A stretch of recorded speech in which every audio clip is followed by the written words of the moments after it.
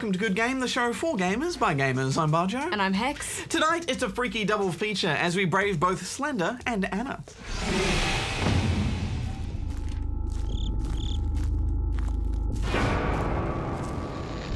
Plus, Goose investigates some of the stereotypical backseat gamers. And we'll see what's out there with Endless Space. But first, can you guess the game for this week?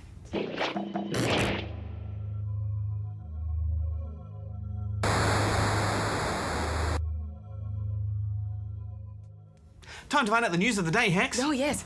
News of the day. Good game. Two of Melbourne's most established mobile game studios, Firemint and Iron Monkey, are combining powers to become the one studio, Fire Monkeys, under the guidance of Electronic Arts. Firemint was responsible for creating one of the first big hits on iOS, Flight Control. While Iron Monkey has been responsible for creating mobile versions of existing EA franchises, such as Dead Space and Need for Speed. The merger will make them Australia's largest game development studio. An anonymous NASA employee has snuck a laser-engraved image of Portal 2's space personality core onto a panel and then launched it into space. The panel was carried aboard the Japanese HTV-3 resupply craft headed to the International Space Station. Valve noted on their Portal blog that NASA does not officially endorse secretly laser engraving characters from Portal onto their spacecraft. I am genuinely sorry. I'm in space. The end. Seth Gordon, the director behind the King of Kong documentary, has signed on to be executive producer on a film about classic video game villains coming to life and attacking New York City. The film, which is being made by Adam Sandler's Happy Madison Productions, is based on the award-winning 2010 French animated short Pixels, created by Patrick Jean.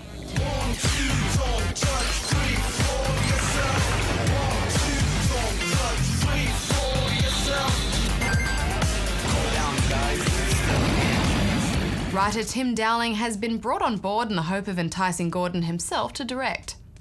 Students at the University of Southern California are working on a virtual reality video game inspired by the holodeck from Star Trek. Project Holodeck uses a custom-designed head-mounted display, a PlayStation Move for head tracking, and 4 networked Kinects for positional body tracking. Their game, Wild Skies, will allow 2 players to work together within a large open play space to pilot a giant airship by performing real-life actions. The students even set up a large fan to simulate wind on the deck of the ship. Good game. Hex, it's been a while since we played a decent 4X space game. I think the last one was Sins of a Solar Empire, but now there's Endless Space.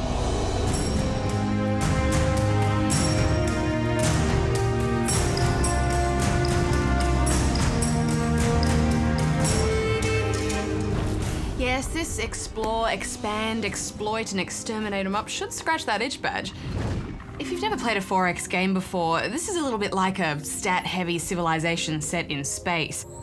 The first thing that struck me about this was that complete sense of feeling so lost, and even after playing this for a few hours, I wasn't quite sure if I was playing it right. Yeah, there's a lot to learn with this game, and I'm still getting my head around some of it. When you first start, there's no real story or anything. You're just given a brief cutscene about your race, and that's it. They were dropped ages ago onto a lifeless rock. Then you're dumped into a galaxy with just one planet, a scout ship, and a colony ship to your name. To its credit though, it does a pretty good job of explaining everything to you if you have the tutorials turned on, and everything you mouse over, every item and every menu brings up a really nicely detailed screen telling you what does what.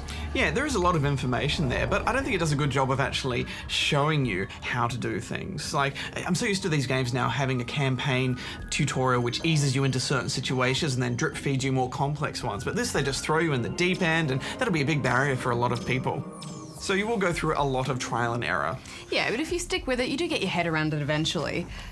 The basic gist is it's a turn-based strategy game where you're trying to reach one of the many win conditions first. Whoever can expand, research, conquer, economize, or diplomat the best will win the game.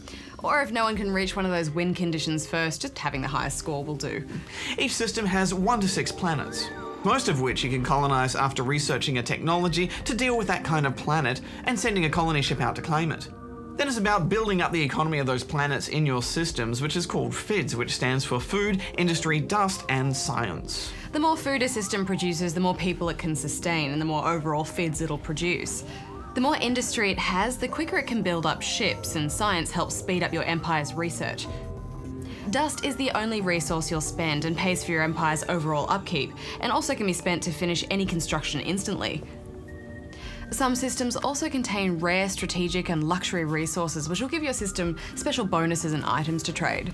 It all sounds quite complicated, doesn't it? And it is a bit, but that's part of the appeal. You'll also need dust to hire and pay for heroes who can provide much needed bonuses to a fleet or system that you assign them to. Each hero has specific traits that make them better for administration or battle, and this will level up over time, giving them even more powerful bonuses. One thing I really liked was just how customizable everything is. The tech tree is a sprawling mass of possibilities, all leading to a distinct way to play. Every ship can be built up from scratch. You can even retrofit your old ships with your new designs. And before you've even started a game, you can choose what kind of galaxy you want to play in and how many players you want, and you can even create your own custom race to play as. The possibilities for how you play are almost endless. Yeah, I can really get into these kind of games and just lose hours and hours and hours colonizing planets and expanding my empire, but this one didn't really grab me that much. Also, when I saw the trailer, these space battles looked incredible. Just look at this. Whoa, oh, look at that. That's awesome. Oh no! Lasers and explosions. Oh. But then when I got to the game, it turned out to be this. Whoa. Wow, look at that bar move. It's going so fast. I love progress bars. Oh, nice. Progress bar intensity. And it's on the edge of my seat. Over. And now it's finished.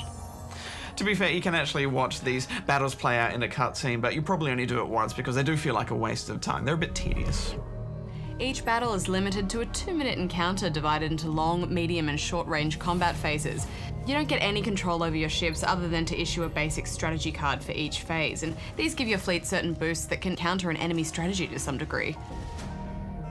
But at the end of the day, they're not much use unless both fleets are evenly matched. I mean, if they've got bigger ships and bigger guns, then you're screwed. Overall though, I found the game did a pretty good job of keeping all the micromanagement stuff from getting in the way and making it easy to get access to relevant information. It's a very slick interface. You can easily check on the status of your empire, and you can let the AI handle each system's development, with lots of options and what it should prioritize. I really liked that search bar that lets you type in a word and it brings up all the relevant bits of research. I think we've only scratched the surface of this game. There's so many tech trees to explore and different alien races. I just think it either needs to be more exciting or more accessible to really get into it. So I'm giving it 6.5 out of 10 rubber chickens. It is a bit daunting at first, but I think fans of this genre will find a lot to like here, and it's good that these games get made because some gamers do really like them. I'm giving it 7.5 out of 10. Now, we all know what it's like when you're having a good, solid 9-hour straight gaming session and then suddenly it's interrupted or ruined by having another human in the room. Goose investigates some of the behaviour that drives us gamers crazy. The gamer stereotype is a bit of a loner, an antisocial hermit without the ability to function in real-life one-on-one situations, which we know is entirely untrue. That is, unless there's a game involved. You know the situation, you're about to settle in for a night of uninterrupted gaming bliss, when all of a sudden...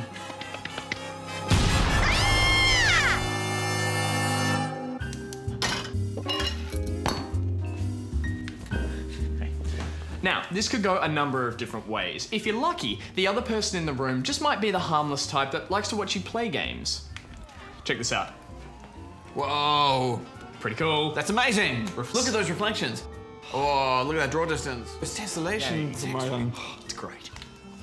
That's close to the best case scenario. Now you've got an audience to admire your gaming, and you feel justified hogging the TV. It's kind of like watching a good movie together.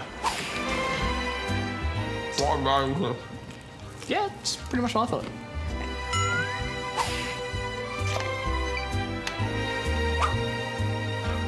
But not everyone is just content to watch you play. You might have to deal with the tricky backseat gamer. So there's actually a better way of doing that. Okay, that was good, but see, the reason why I said to do it that way is because then when you go through that tunnel, you've got enough ammo for the next section. You know, I'm just trying to help you out, so.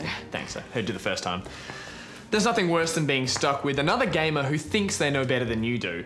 I mean, in all honesty, we understand where they're coming from. It could be worse. You could be stuck with the grabber. Okay, well, you've got to... How do I get in the cars? You can't drive cars. How do I get in the cars? Look, start by just learning the I'm on basic... the car, I'm No, not no. in it. I want to get in this car. You can't get in the car. I want to get in Point. this car Just and press drive around. pause and Can I learn the fly? control. If you... What if I get rocker boots? That'd be cool. Never rocker boots. Where See, never hand your controller to the other person in the room, ever. Once you relinquish control, you may as well just leave the room and find something else to do.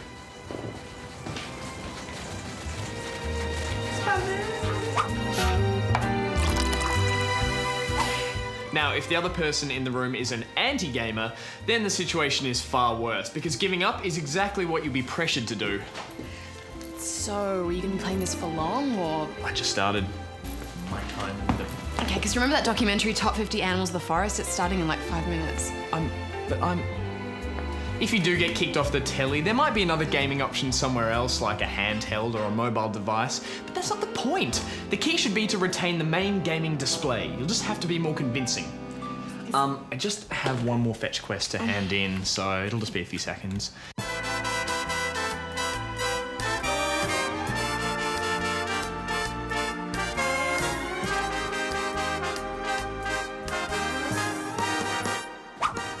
Perfect.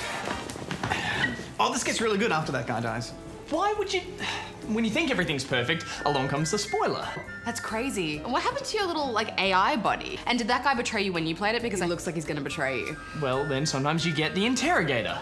This guy dies. If you say one more spoiler... It's, guy dies. it's kind of like a No, robot this guy that dies, comes back from the dead as a zombie. back. And it looks a bit shifty, and I feel like he's had a bit of a robot uprising, and that was what was going on the whole time. But when they die, do they come back, like, real? But it needn't always be a horror story if someone invades your gaming space. The best case scenario is to find yourself paired with a like-minded soul. That's right, your gaming equal. This is the ideal situation. The two of you can now feast on a banquet of cooperative fun into the wee hours of the morning and not have to deal with a shred of awkward interaction. Oh, watch out for the... That's right, got it. Can I have a health pack? Yep, here you go. Thank you. You're welcome. We'll take him out on 3. Ready?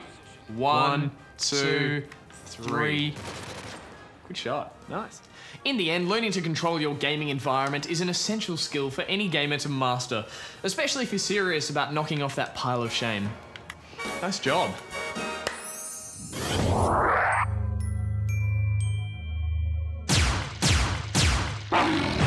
It was probably Doom 1.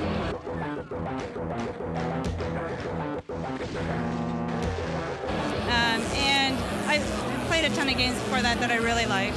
And obviously the Mario games were a part of my childhood. But I think the thing with Doom to me, it was my first-person shooter.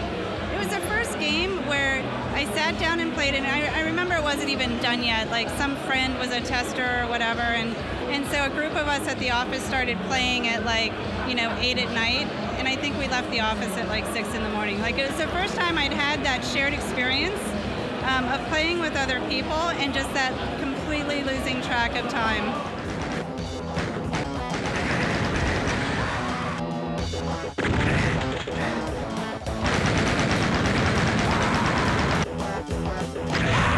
It was just so visceral, and it's so funny because when you look back on it now, the term visceral means many other things now than it did then, but it was like at the time it just felt like such a you were just so in that space, and it was scary and it was frightening, and yeah.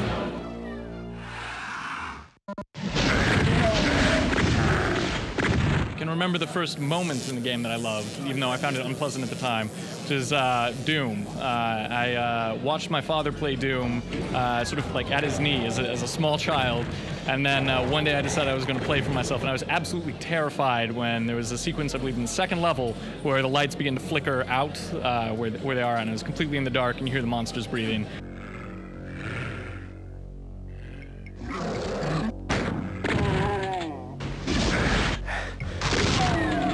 And it scared me to death, and then I was convinced of the emotional potential of games. Good game. There have been a few indie PC titles generating a bit of buzz online lately, or at least a few scares, so we thought we'd check out a couple. I'm not sure that I'd class these games as horror, but they certainly have a few frightening elements. So first up, let's take a look at Slender. Slender Man is a fictional character that has been created via some online forums, and he's turned into a bit of a thing of legend. The phenomenon spread quickly, and soon theories started to be generated about his abilities, his backstory, and spooky agenda. Then there was cosplay and memes, and now he has his own game. Created by Parsec Productions, the game can be downloaded simply from its website. Load it up and you'll find yourself standing alone in a forest at night with a flashlight to light your way and one simple instruction: collect all 8 pages. You have WSAD to move and shift to run, and at first I had a bit of a, well, is this it reaction? I mean, it's pretty cruisy until you find your first page.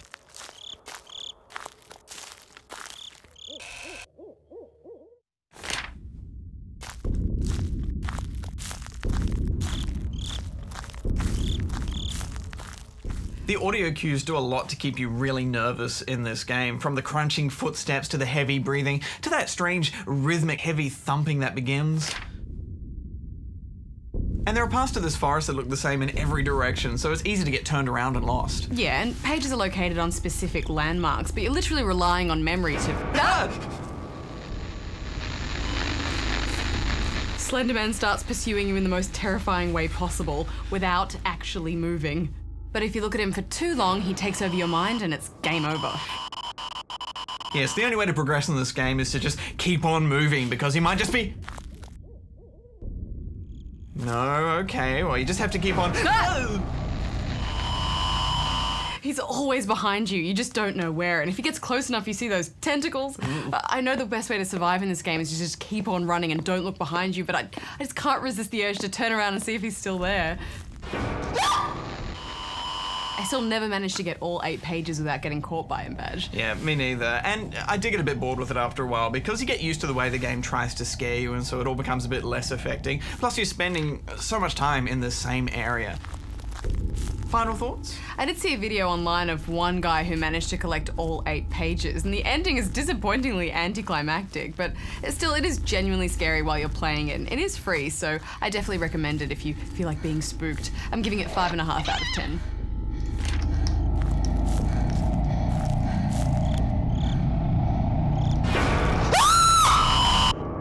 I love the way when you get busted by Slender Man, it just throws you back to the desktop. It likes to spook and jolt you like that. I think failed. That's, yeah. I'm giving it 5 out of 10. Now let's take a look at Anna. Anna is a point-and-click adventure game with a mysterious story to tell, brought to us by Italian indie devs Dream Painters. You begin the game outside a house in the woods, drawn there by the memory of your beloved Anna, but that's about all you know. The first thing you need to do is turn your mouse sensitivity down, because the default is set crazy high for some reason, and then proceed to try and find your way inside the house. Straight away you get a bit of a Dear Esther vibe with this game, as it has a very similar look and feel to it, and also that wistful melody underscoring your exploration that took me back to our stroll across that island. Yes, although there is a lot more to do here, with a whole host of clues and objects for you to interact with to solve each puzzle. But it's slow, detailed, cautious work to find the answer to even the first solution. Just getting into the house is a multi-staged, complex process, and at first I quite enjoyed this. Yeah, these kinds of games are never meant to be easy or obvious, and straight away you get a kind of creepy, mystical vibe, like there's some kind of enchantment on the house and lots of links to paganism. And things only get weirder once you get inside. The inside of the house gives you the impression that someone else has been there before you. Despite its derelict state, there's a fire that's been lit, plus a strange note that gives hints to a blood ritual. It definitely creates that air of mystery that beckons you to find out more. The inventory and interface is a little bit clunky and frustrating to use, and there's certain basic actions that there should be more than one way to perform them, and it just won't let you. Like, for example, I should be able to burn through a rope with my cigarette lighter as well as cut it, but the game won't let me. You also have to be clicking on exactly the right point for it to register too, and if you miss that, you can often waste hours wandering around for another solution, only to return to your original one and realise that it was the right answer all along. I hated this inventory system so much, Hex. I had a really bad time with it, on top of the high sensitivity, which I know you can change, but still. Just click it. Just do the thing. Just move. Get, look. It's open! The key to solving puzzles in this game, as with many point-and-click adventures, is to be exceptionally thorough in your examinations of the room, each object, and using lots of trial and error to combine certain items and actions. Some gamers might find this tedious, but once you get into that headspace, you start developing an almost obsessive approach to finding out the answer to every problem. I did have to use a walkthrough on more than one occasion, though. Yeah. Puzzle solutions start to get weirdly occult-oriented, and there were some actions and answers in this game that just would not have occurred to me in a million years. There's a very dark and sinister story to uncover here. Who are you? And while I wouldn't say this is necessarily a horror game like, say, Amnesia: The Dark Descent, which scares you with real-time monsters, there are elements of blood sacrifice and dark magic that you start to take part in, and you're never really sure for what purpose. Yeah, I think if you buy into the creepiness of this game, then that'll be compelling enough to pull you through it. I did read in a dev interview that apparently there is some sort of reactive AI here that takes note of what you do and then changes things to make you second guess yourself, but I didn't see any of that there. I really thought the sound design was good. It's eerie and atmospheric and adds to the more unsettling moments in the game. I was just really disappointed with the ending. There are multiple endings to Anna, and through some crafty saving I managed to experience at least 2 of them, but I don't know, I was a bit confused and it leaves a lot open to interpretation. Anyway, what are you giving it, Barjo? Look, I think there is something to be said for ambiguity in puzzles and being able to work out something that's a little bit weird, but when you're forced to look at walkthroughs because the answer is so ridiculous, I think that's puzzle solving 101 and they should have got that right. I'm gonna give it 3. Well, even though the ending was a bit of a letdown for me, I just loved the way this story unfolded and, you know, I had to see it through, so I'm giving it 7.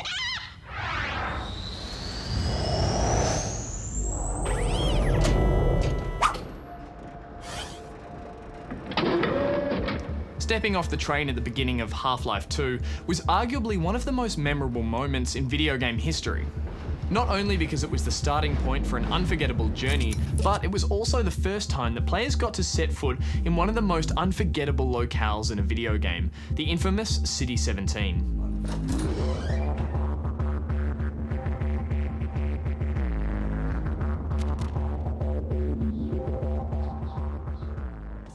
Set somewhere in Eastern Europe, this cityscape combined the urban decay of a collapsed metropolis with the pseudo-futuristic dystopia of a George Orwell novel. And it just oozed with oppression from the very moment you arrived.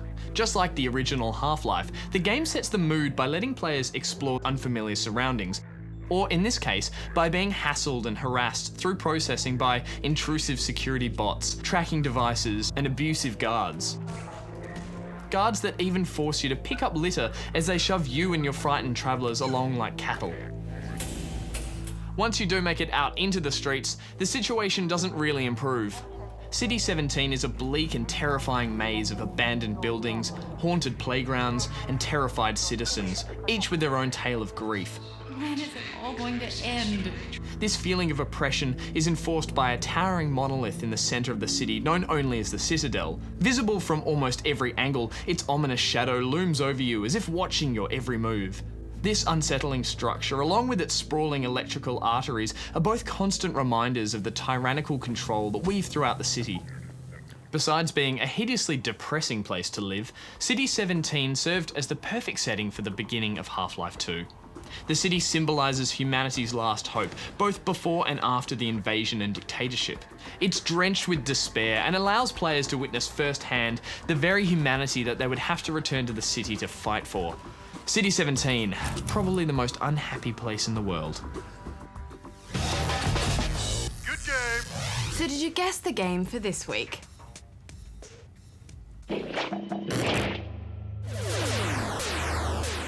It was Elite, released way back in 1984 on the BBC microcomputer. Despite very basic 3D graphics, Elite pioneered a deep space combat and commerce system which influenced many future games in the following decades. Ah, hex, there are a few games I loved as much as Elite, and back in the day I played it on the console version, and not once, I think, did I ever beat those space police. They just kicked my ass every time. You shouldn't have carried so many illegal goods with you. But I wanted all the cool space credits. They were worth, I think it was space credits. I can't remember. Anyway, next week on the show, it's a fresh post-apocalyptic perspective with Deadlight. This is what's left of our world now.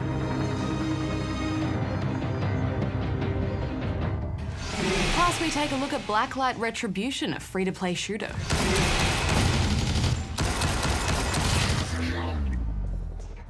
Thanks to everyone who live tweeted tonight and this weekend over on ABC3 Good Game Spawn Point. We have a look at what happens when millions of dollars worth of NASA equipment is controlled by my dancing in Mars rover lander. 3, 2, 1, mark. Curiosity is coming in hot. We have rover separation. Ooh, swinging around. Oh, it's not good. We've lost contact. Please assemble the backup rover. Plus, Goose grinds his way through Tony Hawk HD. Till next time, gamers, may all your games be good ones. Hex out. Baju out. You know, sometimes I see Goose on a skateboard. He skateboards to work. Yeah, I know. Yeah. He's a total hipster. I know, right? Hipster Mad hipster. Goose. He rides on his skateboard, he's a hipster goose. That'd be a good theme song, wouldn't it? Oh.